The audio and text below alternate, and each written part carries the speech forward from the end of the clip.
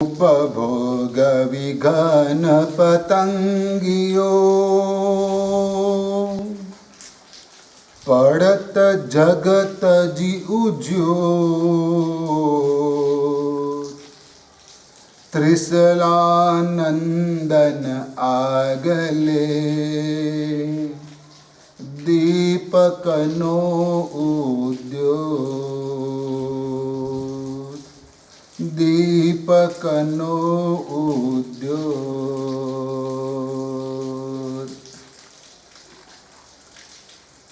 पतंगा दीपक की ज्योत में जलकर खाक हो जाता है, क्योंकि पतंगा को दीपक की ज्योत आकर्षित करती है।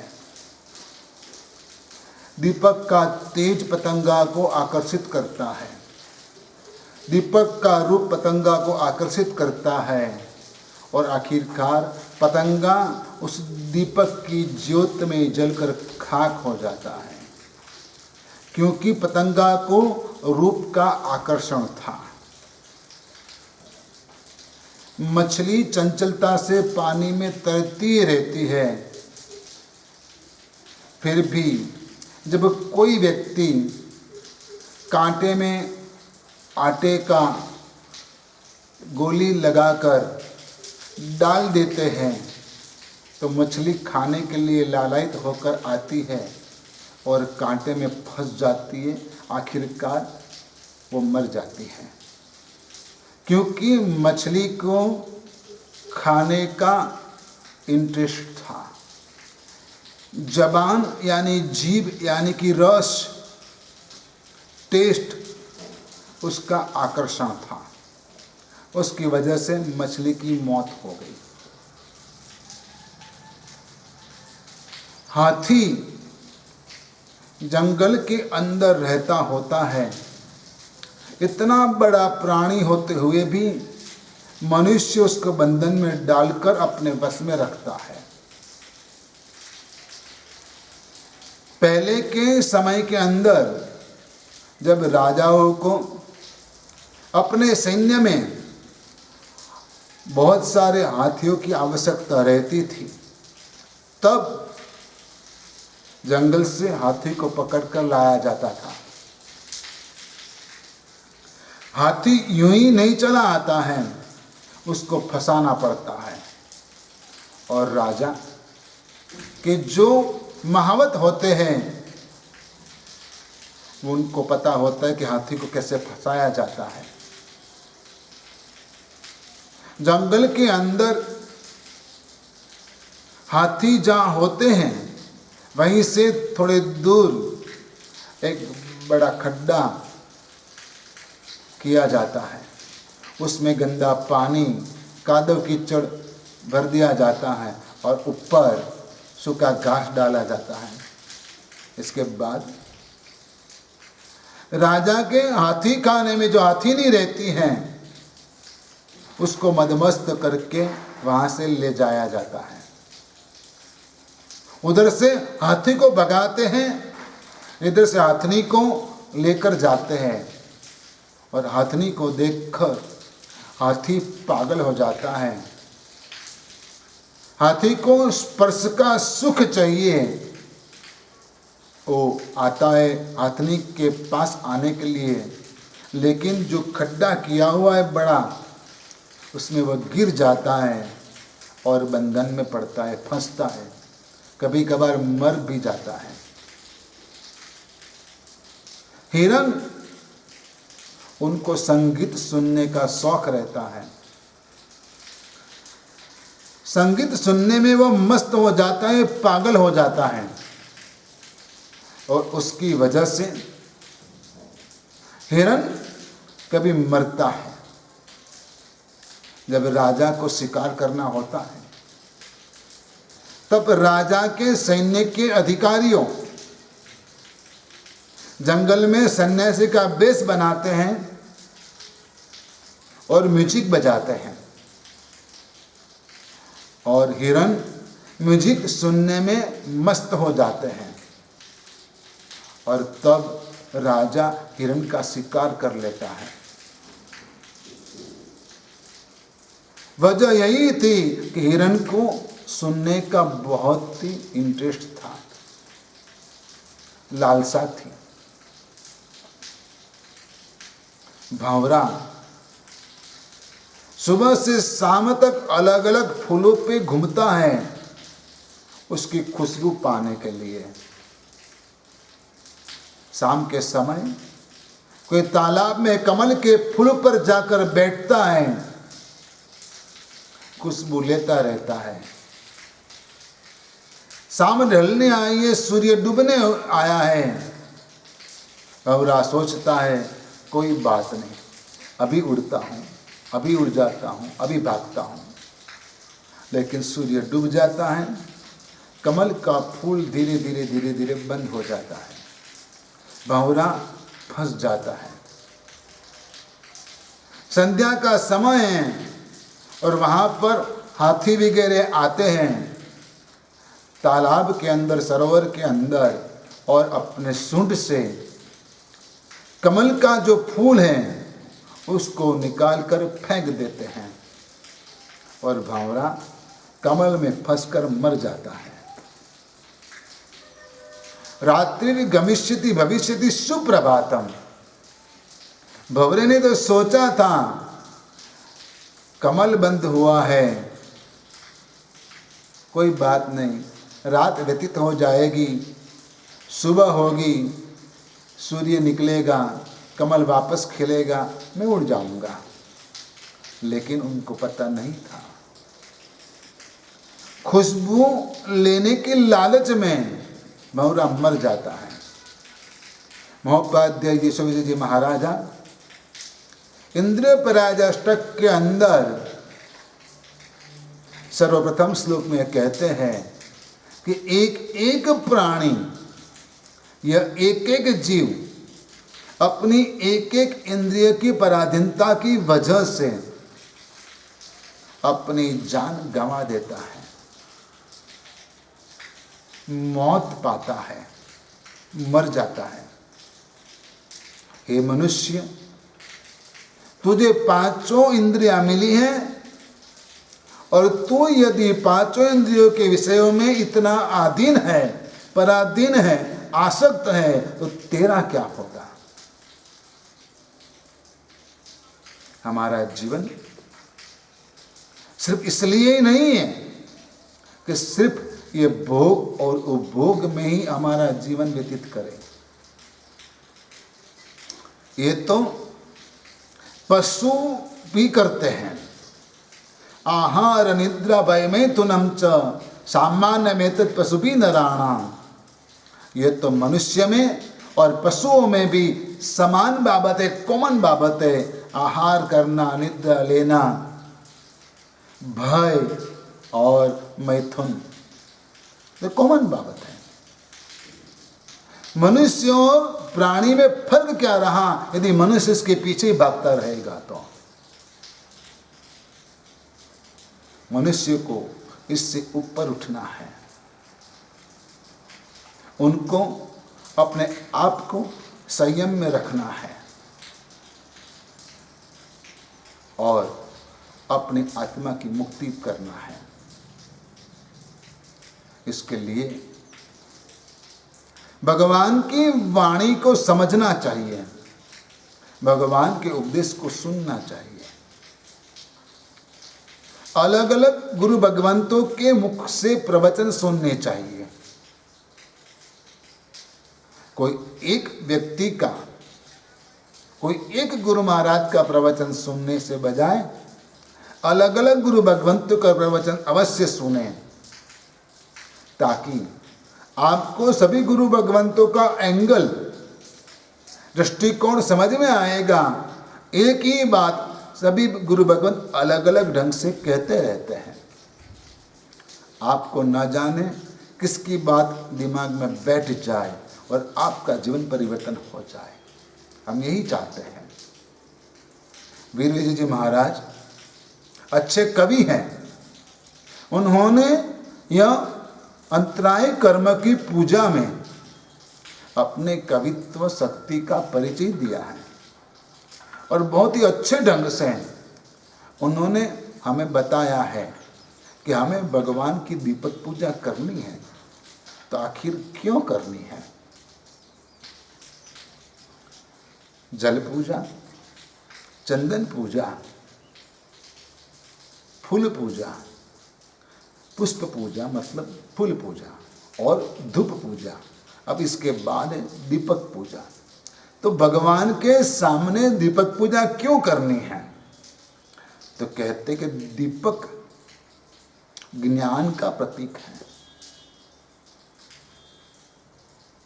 और ज्ञान आत्मा का गुण है। दीपक में तेज होता है,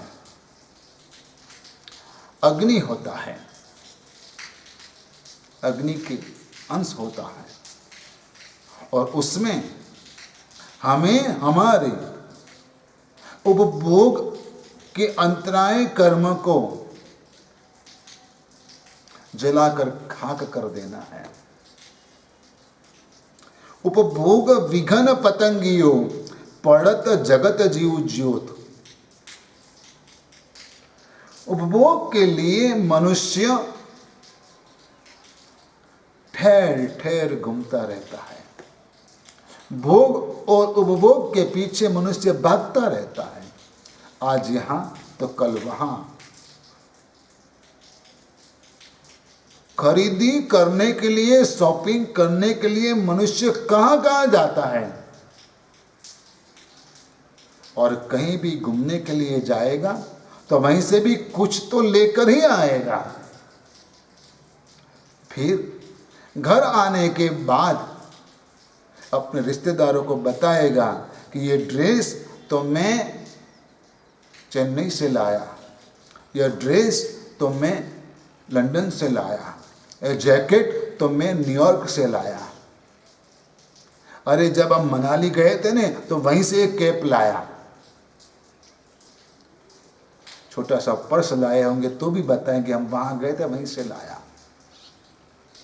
अरे इतना ही नहीं, मनुष्य विवेक गंवा बैठता है तब क्या करता है कि जब तीर्थ स्थानों में यात्रा के लिए जाता है, भगवान की भक्ति करने के लिए जाता है, वहीं से भी कुछ न कुछ शॉपिंग करके ही आता है। चाहे कुछ खाने की चीज लेकर आता है, या तो फिर वह कुछ कपड़े लेकर आता है, कुछ न कुछ लेकर आता है, चाहे पूजा की जोड़ लेकर आता है,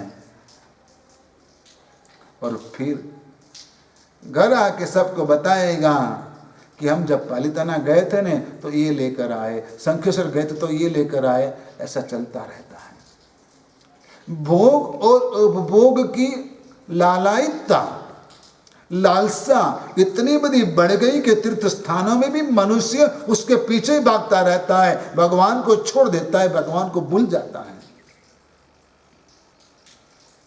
पालीताना में इतने सारे मंदिर हैं, एक से बढ़कर एक हैं।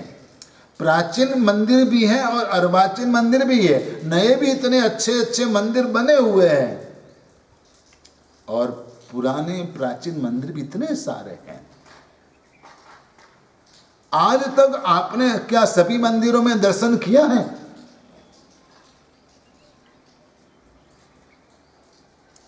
कभी आपने एक मंदिर के सभी जिन प्रतिमाओं के सामने 3-3 क्षमासमण दिए हैं? कभी आपने सभी जिन बिंबों के सामने नमो जिनानम बोला है? आप जिस शहर में रहते हो, जिस गांव में रहते हो, और वहां जो भी मंदिर है, वो मंदिर में आप यदि पूजा करने के लिए जाते हो तो सभी भगवान को चंदन पूजा अवश्य कर लेते हो। आपके पास फूल है तो फूल पूजा भी कर लेते हो, पुष्प पूजा भी कर लेते हो। जल्दी गए हो तो आप प्रक्षाल पूजा भी कर लेते हो, सभी परमात्मा को करते हो। लेकिन आज तक कभी भी आपने एक भी बार सभी जिन प्रतिमाओं के सामने 3-3 क्षमासमण नहीं दिए।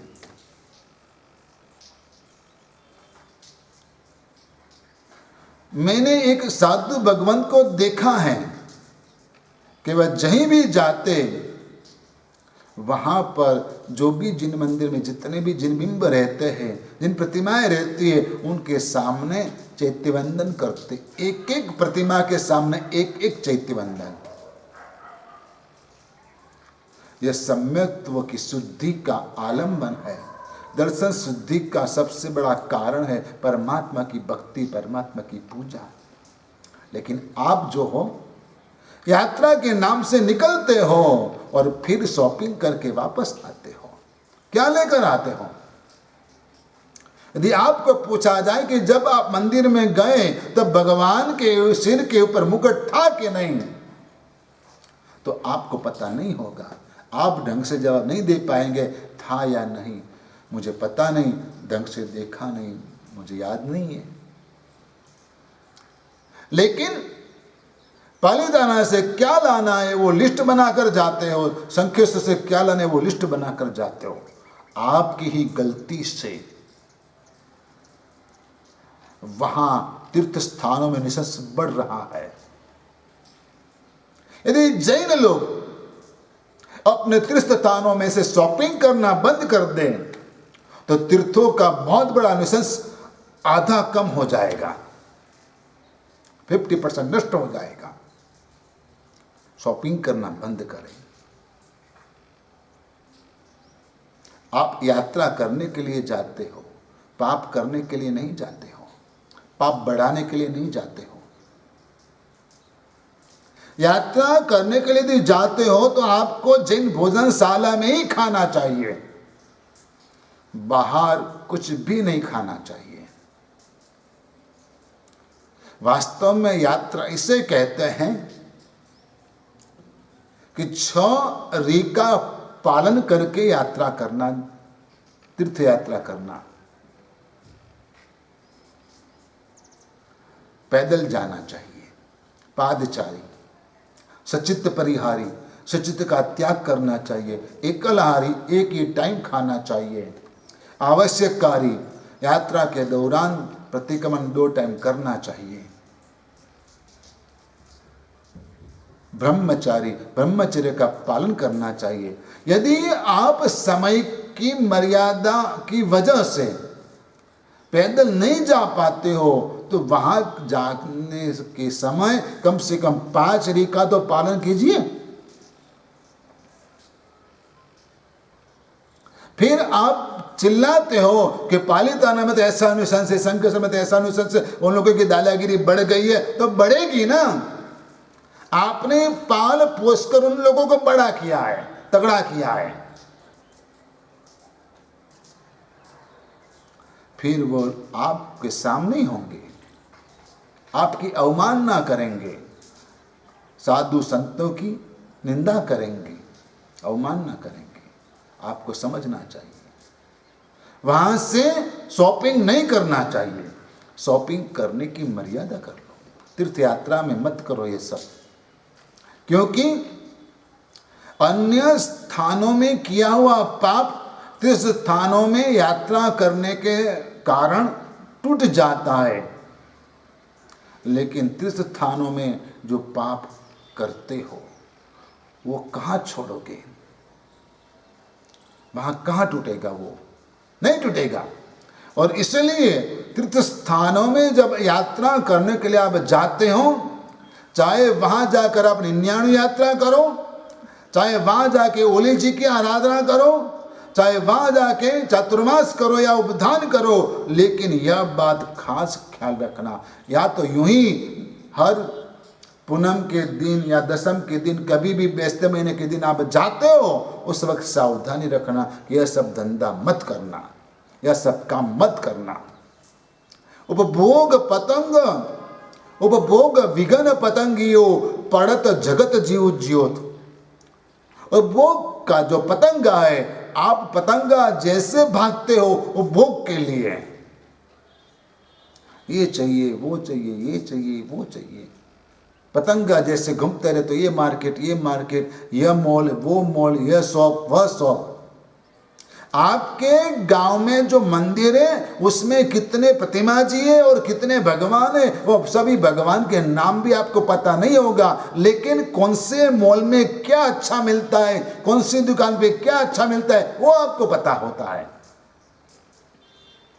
कौन सी टपरी पे अच्छी चाय मिलती है वो आपको पता है, लेकिन कौन गुरु महाराज अच्छे से धर्म की बात करते वो आपको पता नहीं होता।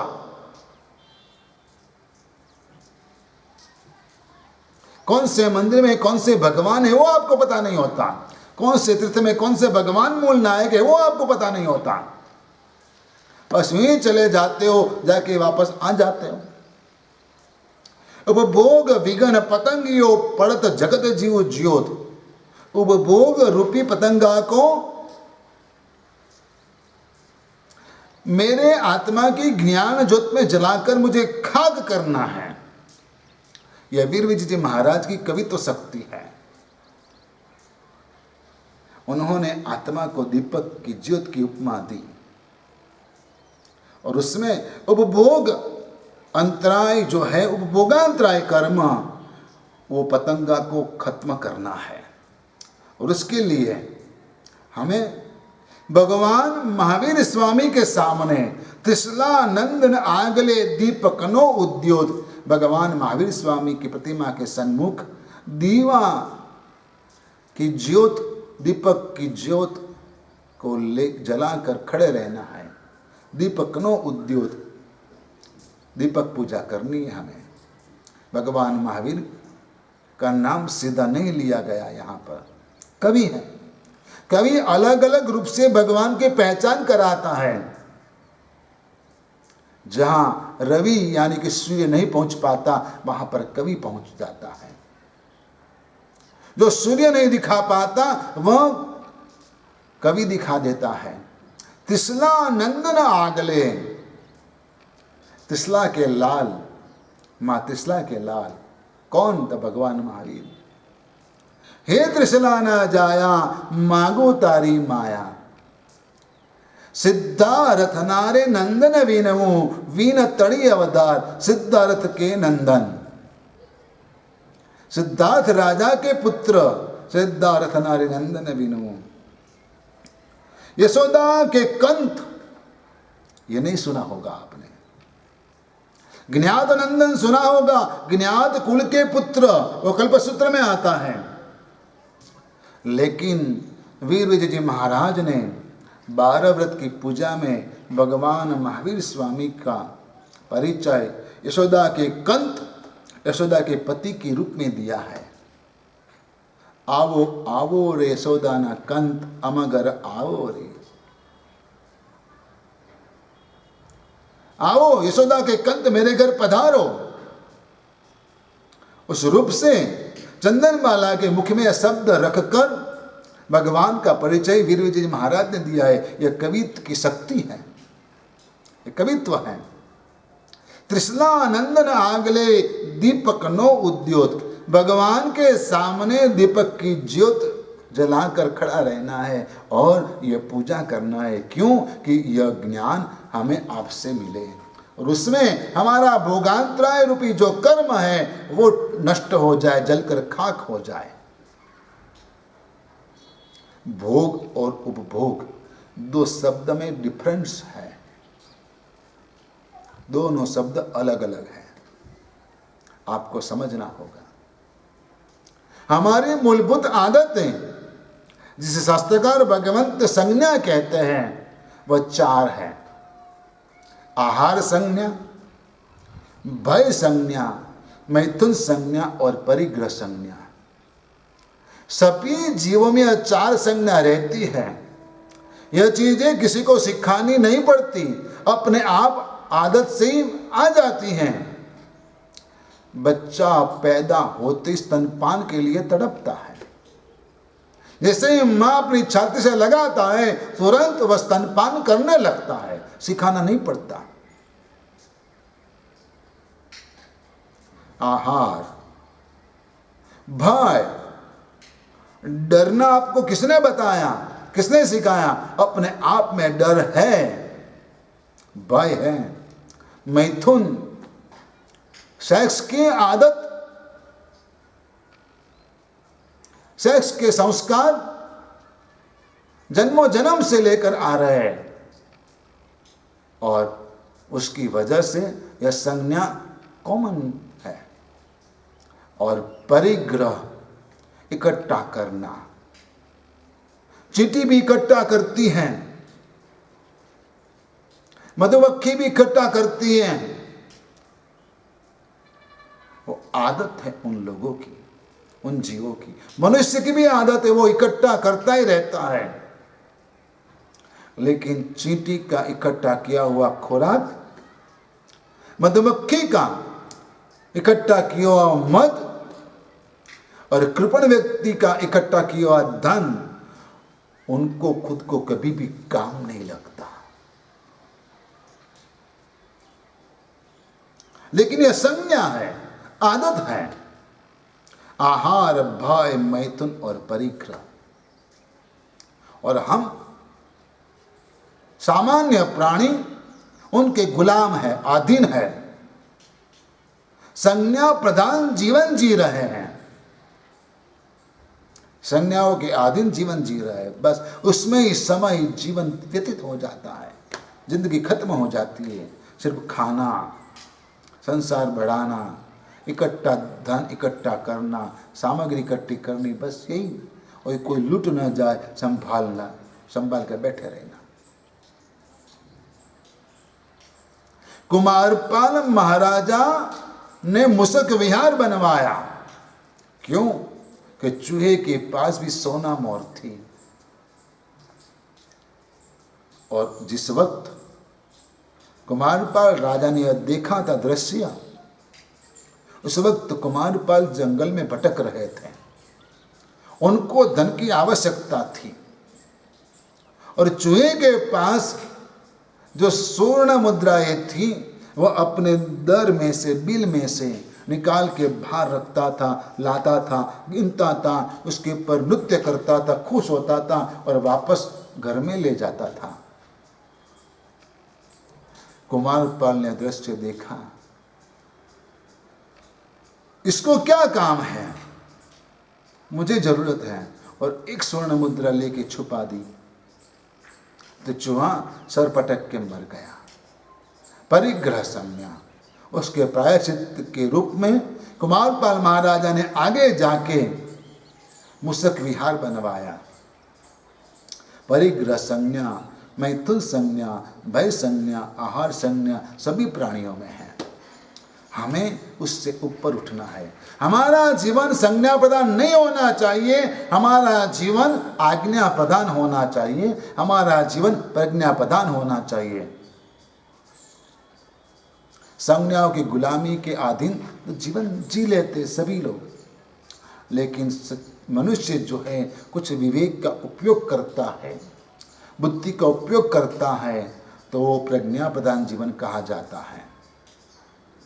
पशु में विवेक कम होता है, उसकी वजह से वह पेट भरने के लिए कहीं भी मुंह डाल देगा, कूड़े कचरे में भी सिर्फ प्लास्टिक भी खा लेगा।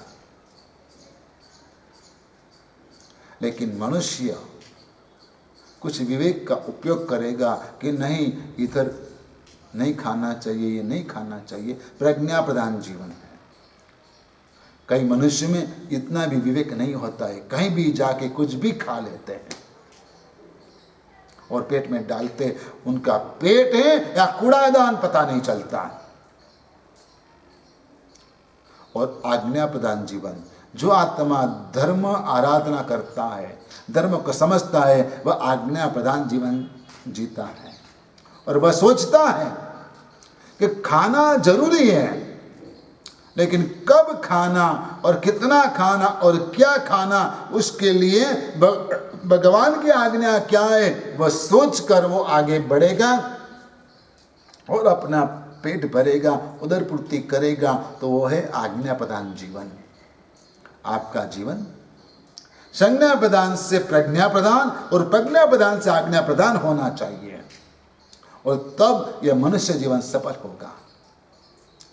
जो चीज एक बार उपयोग में आती है उसे भोग कहते हैं। खाना जो है वह भोग में गिना जाता है, लेकिन परिग्रह 50 जोड़ी कपड़ा इकट्ठा करना और गिनते रहना, देखते रहना, वह है उपभोग।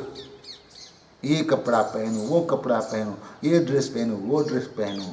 और खास करके महिलाओं में यह बहुत आदत होती है कि यदि घर में अलमारी खोलेगी तो कहेगी कपड़ा रखने की जगह नहीं है, और जब शॉपिंग करने के लिए जाएगी तो कहेगी कि मेरे पास कपड़े ही कहाँ हैं।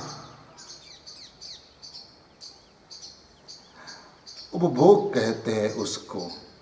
भोगवी वस्तु भोग में ते कहिए उपभोग, भूषण चीवर वल्लभा गेहादिक संयोग। जो चीज बार बार यूज की जाती हैं उसको उपभोग कहते हैं। कपड़े कई बार पहने जाते हैं, अभी पहना, उसको धो के स्वच्छ करके वापस 2 दिन बाद वही कपड़े पहन सकते हो, उसको उपभोग कहते हैं। घर मकान, रहने का घर जो है उसमें आप बार बार जाते हो, रहते हो, बैठते हो, उसको उपभोग कहते हैं। गहने, आज अंगूठी पहनी, निकाल के वापस अलमारी में रख दी,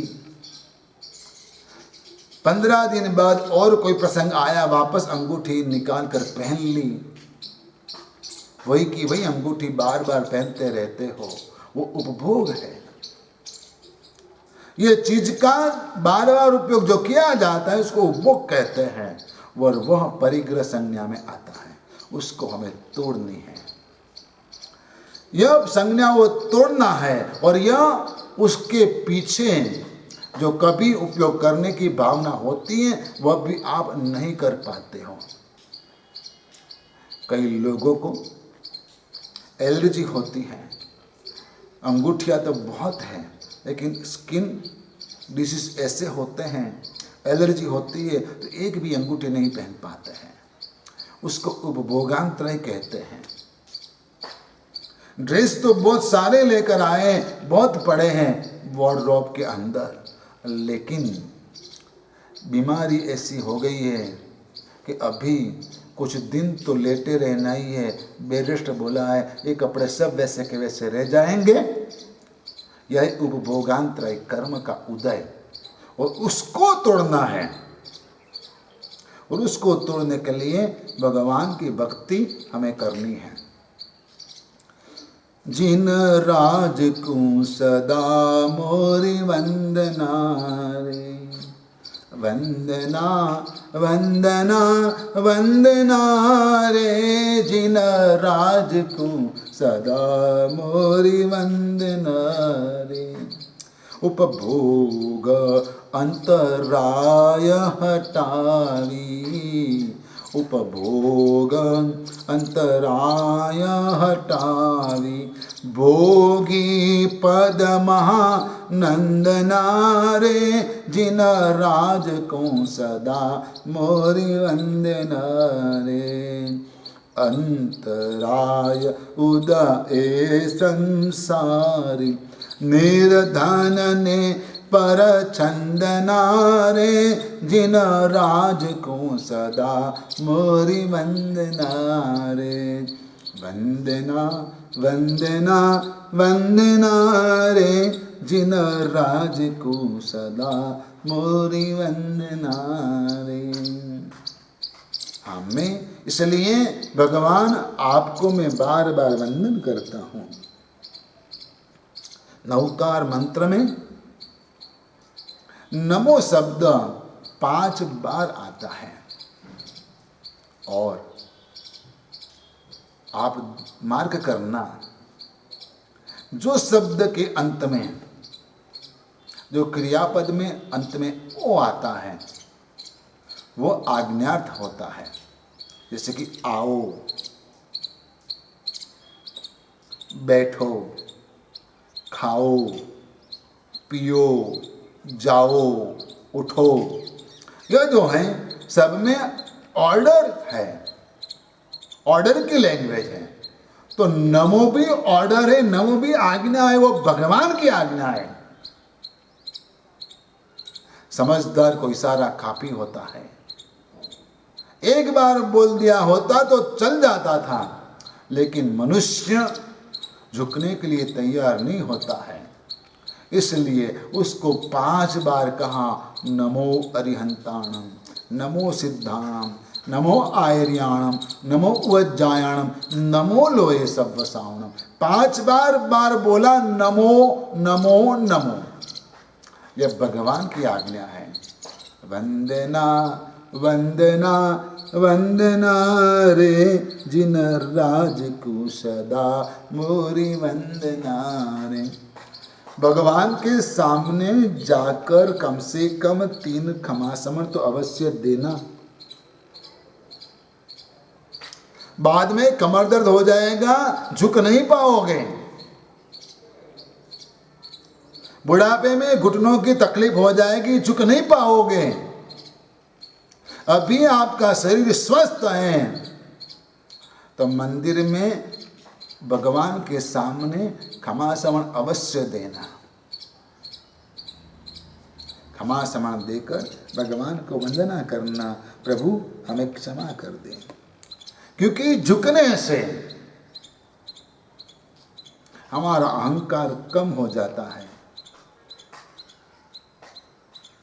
कोई भी बर्तन झुकाने से उसमें रहा हुआ सामान निकल जाता है।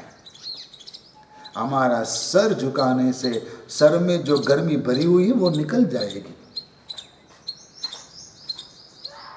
कोई बर्तन के अंदर पानी भरना है या तो दूध लेना है, कुछ भी करना है, तो पहले उसमें रहा हुआ कचरा निकालना पड़ेगा। आपके मन में, आपके सर में यदि सद्बुद्धि चाहिए, भगवान की वाणी चाहिए, विवेक चाहिए, सद्गुण चाहिए, तो आपके मन में जो कचरा भरा हुआ है दुर्गुणों का, उसको निकालना पड़ेगा और इसके लिए उसको झुकाना पड़ेगा। वंदना वंदना वंदना रे जिन राज को सदा मोरी वंदना रे। हे प्रभु, मैं आपको नमस्कार करता हूँ, वंदन करता हूँ। इंद्र महाराज, सौधर्मेंद्र 32 लाख विमान के मालिक होते हुए भी भगवान महावीर के दीक्षा के बाद केवल ज्ञान तक के समय में 12.5 साल के अंदर कितनी बार भगवान को वंदन करने के लिए आए और भगवान को सुख शांति पूछी। इंद्र महाराज भी भगवान को सुख शांति पूछते हैं, पूछने के लिए आते हैं, भगवान को वंदना करते हैं। और आप जो है मंदिर में दर्शन करने के लिए जाते हो, लेकिन उपाश्रय के अंदर विराजमान गुरु भगवंत को वंदन करने से ऐतराज रखते हो, चले जाते हो। आपको लेट होता है, आपको गुरु वंदन करने के भाव पैदा नहीं होते हैं। आपको गुरु भगवंत के पास जाना पसंद नहीं है, आपको डर लगता है। क्यों? आपको तो डर गलत जगह पर जाने से लगना चाहिए, धर्म स्थान में नहीं लगना चाहिए। वंदना वंदना वंदना जिन राज को सदा मोरी वंदना। क्यों भगवान को वंदना क्यों करना है कि हे भगवान आप कैसे हो?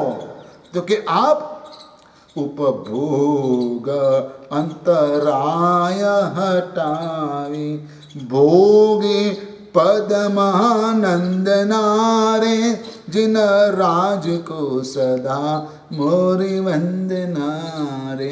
आपने उपभोग अंतराय को खत्म किया है और महानंद अनंत सुख गुण को प्राप्त करके आप मोक्ष में सिद्ध गति में विराजमान हो चुके हो।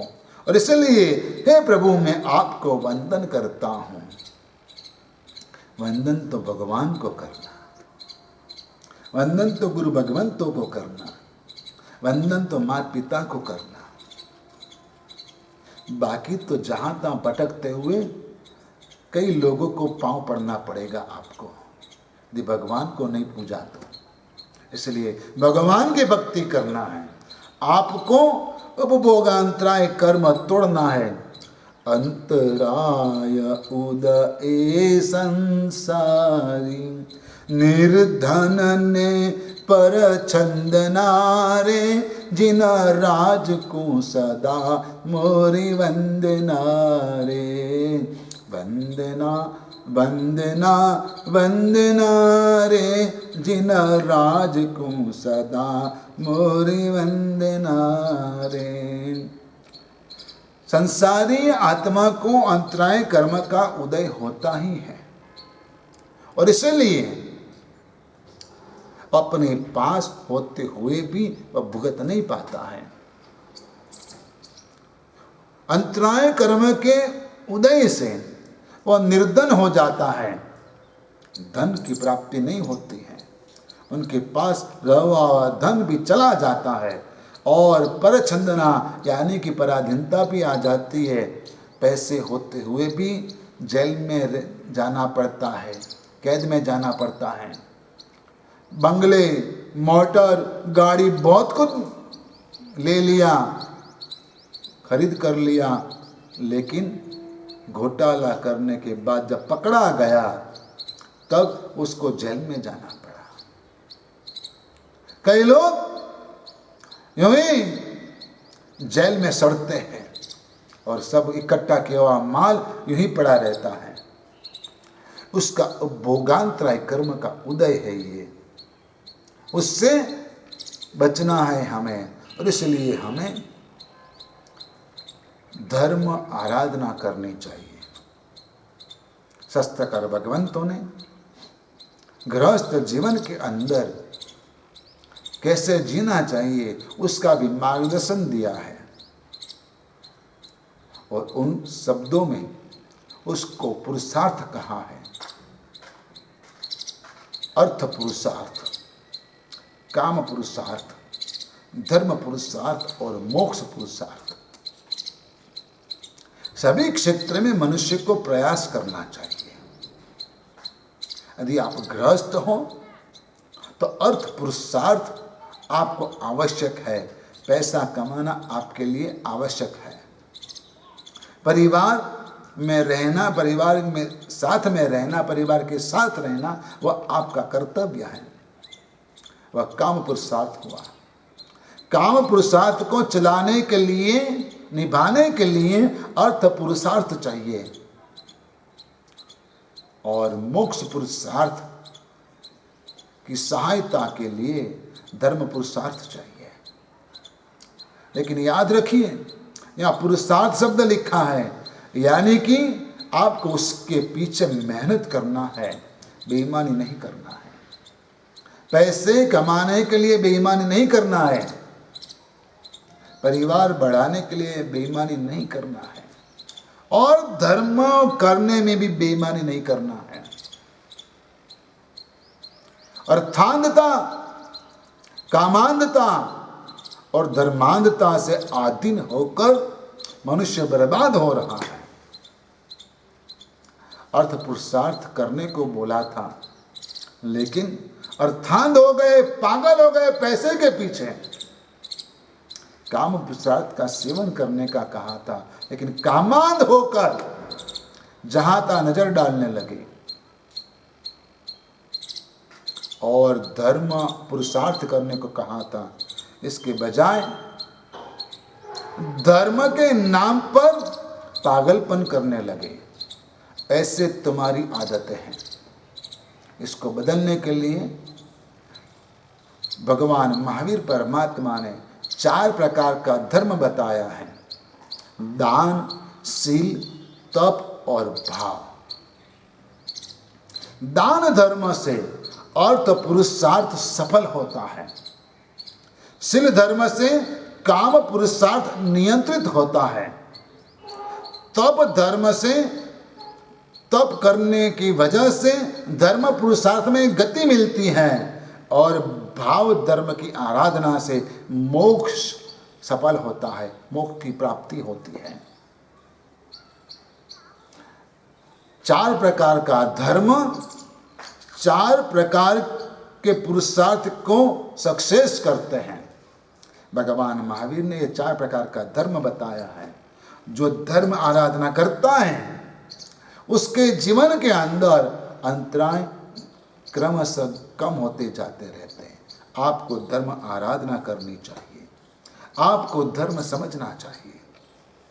देश विदेशे घर घर सेवा, भीमसेन नरेंद्रना रे जिन राज को सदा मोरी वंदना रे। सुनिय विपाक सुख गिरनारे, हेलकते हमुनिंदना रे जिन राज को सदा मोरी वंदना रे। यह अंतराय कर्म जीवन में कैसे आता है? क्या करने से हम ऐसे अंतराय कर्म का बंद करते हैं? वह पहली ढाल के अंदर भी हमने सुना, लेकिन यहाँ पर दृष्टांत देकर हर पूजा की ढाल में विरज जी महाराज आपको दृष्टांत देकर समझाते हैं। क्योंकि धर्म की कोई भी बात, धर्म का कोई भी सिद्धांत दृष्टांत के आधार पर समझाया जाता है तो सरलता से समझ में आ जाता है। और इसलिए कहा बिना दृष्टांत नहीं सिद्धांत। यूं ही सीरा बनाओ, रोटी बनाओ, बाटी बनाओ या खाखरा बनाओ या तो खींचा बनाओ, सभी चीज गेहूं के आटे से बनती है। तो डायरेक्ट गेहूं का आटा कोई नहीं खाता, लेकिन ये गेहूं का आटा संस्कारित करने के बाद उसको खाया जाता है। वैसे तत्वज्ञान की बात, सिद्धांत की बात सीधी किसी के दिमाग में नहीं बैठती, इसलिए उसको दृष्टांत से समझाया जाता है। और यहाँ पर वीरविजय जी महाराजा भीमसेन राजा का चरित्र कहते हैं, ये इसकी कथा कहते हैं। देश विदेश घर घर सेवा, भीमसेन नरेंद्रना रे जिन राज को सदा मोरी वंदना रे। भीमसेन नाम का एक राजा था। कुछ संयोग की वजह से उनका राजपाट किसी ने ले लिया, छीन लिया। अपने परिवार के साथ उसको जंगल में भागना पड़ा। भागते भागते कुछ सोना मोर साथ में लेकर चला ताकि जंगल में रास्ते में बीच में काम आए। अपने बेटे के साथ, अपनी पत्नी के साथ भीमसेन राजा को जंगल में जाना पड़ा। खुद का राज्य था, पिताजी का दिया हुआ था, लेकिन किसी ने छीन लिया। धोखा करके जंगल में भागना पड़ा और बैठा है थककर एक पेड़ के नीचे। उस वक्त कितनी स्वर्ण मुद्राएं वो गिन रहा है। चलो इतना तो है, वो सोचकर बैठा है। तब एक बंदर आके उसके हाथ में से स्वर्ण मुद्रा की थैली छीन कर भाग जाता है। परेशान हो गया भीमसेन राजा। वो सोचता है कि क्या हाल है मेरे, कहां मैं राजा था और कहां जंगल में आज बैठा हूं, और जो लेके आया था वो भी बंदर ने छीन लिया, वो भी भाग गया। उसके पीछे मैं कहां जाऊं। ढूंढा लेकिन मंदिर कहाँ चला गया पता भी नहीं चला। उनका बेटा और पत्नी को लेकर वो आगे चलता है और ऐसे बेहाल हो गया कि बेटा और पत्नी भी इससे बिछड़ गए, वो अकेला हो गया। कहीं से रोटी मिली है और रोटी खाने के लिए वो बैठा है, तो एक बंदर आया और उसके हाथों से रोटी छीनकर भी भाग गया। एक समय का राजा आज रो रहा है कि मेरा राज्य चला गया, राजमहल छूट गया, मेरा नगर छूट गया, मेरा धन भी लूट लिया गया, मेरे हाथों से रोटी भी छीन ली गई। कितना किया, ये क्या है, मैंने ऐसे कौन से कर्म किए। वही राजा को घर घर जाके नौकरी करनी पड़ी। देश विदेश से घर घर सेवा, जहां भी गया एक गांव दूसरे गांव, वहां पेट भरने के लिए उसको लोगों के घर नौकर के रूप में काम करना पड़ा। उपभोगांतराय कर्म का उदय देखो। एक दिन का राजा आज कहाँ जंगल में भटक रहा है, परेशान हो गया और गांव में गुरु महाराज पधारे थे। गुरु भगवंत के पास गया, वंदन किया, परेशान था। गुरु भगवंत को कहता है, गुरु महाराज मैंने ऐसा कौन सा कर्म किया उसकी वजह से मेरे ये हाल हुए। गुरु भगवंत ज्ञानी थे। गुरु भगवंत ने बताया कि तूने पूर्व जन्म में गुरु भगवंत साधु भगवंतों की अवहेलना की थी, उसका अपमान किया था, उसकी अवमानना की थी, उसकी निंदा की थी, उसकी वजह से तेरे ये हाल हुए हैं। सुनिय विपाक सुखी गिरनारे, हेल कते मुनिंद नारे, जिन राज को सदा मोरी वंदना रे। तूने साधु संतों की निंदा की थी, उनका द्वेष किया था, उनके ऊपर क्रोध किया था, उनके साथ झगड़ा किया था, उनका अपमान किया था, साधु भगवंतों को मान सम्मान नहीं दिया था, उसकी वजह से तेरे ये हाल हुए हैं। तो परेशान इसलिए है। गुरु भगवंत के मुख से यह बात सुनकर वह खुद राजा भीमसेन सोचता है, चलो इस गलती का प्रायश्चित मैं कभी न कभी अवश्य करूंगा। गुरु भगवान से पास से ये बात सुनकर वह जाता है। मन में पछतावा होता है कि मैंने ऐसे कैसे कर्म कर लिए होंगे,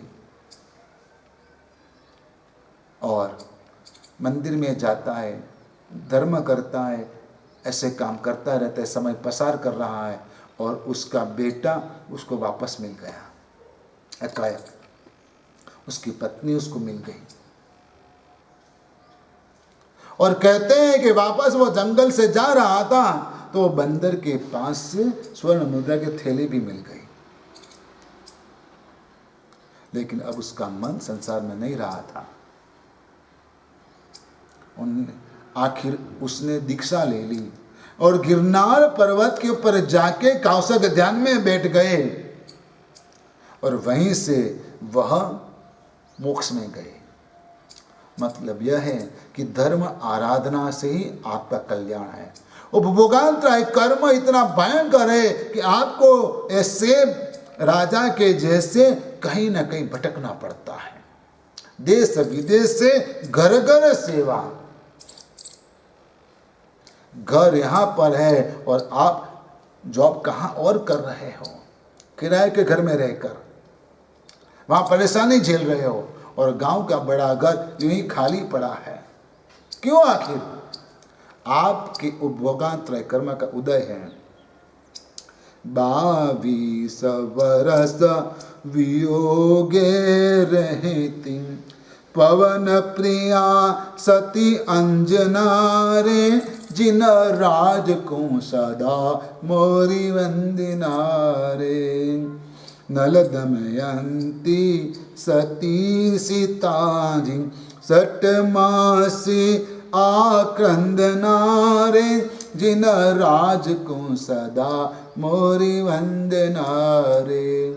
वंदना वंदना वंदना रे, जिन राज को सदा मोरी वंदना रे। पांचों पांडवों को देख लो, इतना बड़ा राज्य था लेकिन जुए में हार गए। वहां तक कि अपनी पत्नी द्रौपदी को भी जुए में लगा दी, दांव पे लगा दी और उसको भी हार गए। और पूरा राज्य छोड़कर उनको जंगल में जाना पड़ा। इतने बड़े राजकुमार, ये राजकुमारी द्रुपद राजा की पुत्री, उनको भी जंगल में जाना पड़ा क्योंकि वो भोगांतराय कर्म का उदय था। तो आप भी सावधान रहिए। आपके भोगांतराय कर्म को तोड़ना है, कोई भी कर्म को तोड़ना है तो आपको भगवान की भक्ति करनी पड़ेगी, क्योंकि भगवान की भक्ति से ही हमारी आत्म कल्याण होगी। तो हम इससे आगे ही बढ़ें और धर्म करते रहे। मंगल कामना है, सभी को आशीर्वाद है।